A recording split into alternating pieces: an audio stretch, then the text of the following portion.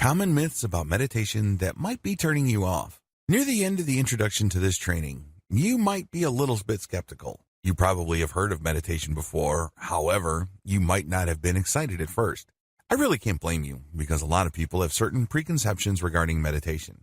A lot of these are really myths that serve to turn people off from this amazing practice that can free them from daily stress and pressure. Part of the reason for this is because of the religious or spiritual baggage of meditation.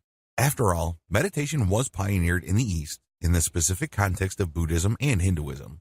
This cuts against the grain with most people from the West. Most Westerners are secular. It's no surprise that a lot of people are turned off by the spiritual or mystical reputation of meditation. But this is not the reality of meditation. Here are 8 myths that might be holding you back about meditation. Learn to recognize these and hear the truth about meditation so you can make a real informed choice. Myth number 1, you have to be religious for meditation to work. According to this myth, you have to be a Buddhist or a Hindu for meditation to work for you. Absolutely wrong. Meditation works with how your mind naturally processes stimuli. It doesn't need religion. It doesn't need spirituality. You just need to tune in to how your mind is already working. Myth number 2, you have to believe for meditation to produce benefits. You don't have to believe in anything. You just have to go through the steps of meditation because meditation works with how your mind works. It's kind of like redecorating a room with existing furniture.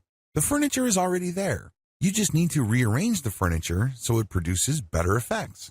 You're not imagining stuff for the process to work. You're not forcing yourself to change what you believe in for meditation to produce results. Myth number 3, you are fully unconscious when meditating. This is an absolute lie.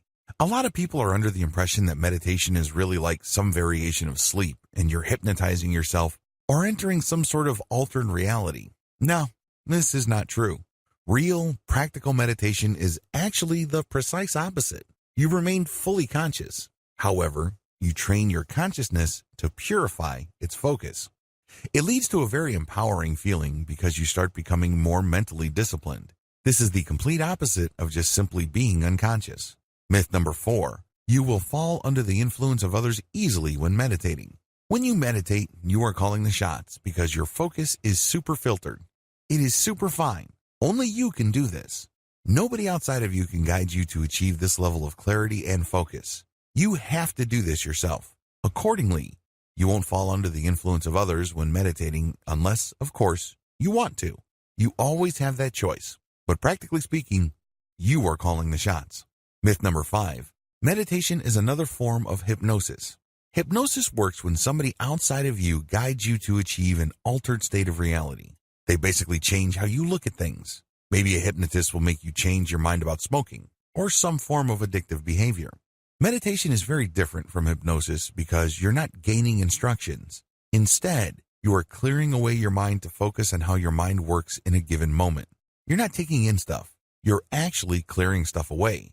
So there's nothing to get hypnotized about. What you have is pure focus. Myth number 6, it takes a lot of effort to meditate properly. Your mind is actually very powerful. To use machinery analogy, your mind already has gears that turn, and these are very powerful gears. You have to understand that you navigate reality with your mind. It's how your body exists in reality. You perceive reality through your mind. When you meditate, you tap into that machinery and you purify it. In other words, the energy is already there. You don't have to exert new effort. Instead, again, to use the analogy of the room with furniture, you're just rearranging the furniture to produce a different effect. Myth number 7, you have to meditate for a long time for it to benefit you.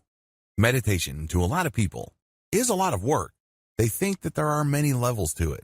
Well, people who think that way are being confused by the traditional religion or spirituality that surrounded meditation because Buddhists think in levels. Hindus too, to a certain degree. Raw, practical, basic meditation can produce results for you right here, right now. Since your goal is not to attain some sort of mystical enlightenment, but to just live in the present moment and focus your mental energies, the benefit is almost immediate if you do it right. Myth number 8, people who meditate are gullible. This really is a slam against people who are looking for natural and self-controlled ways to deal with stress. This is an insult.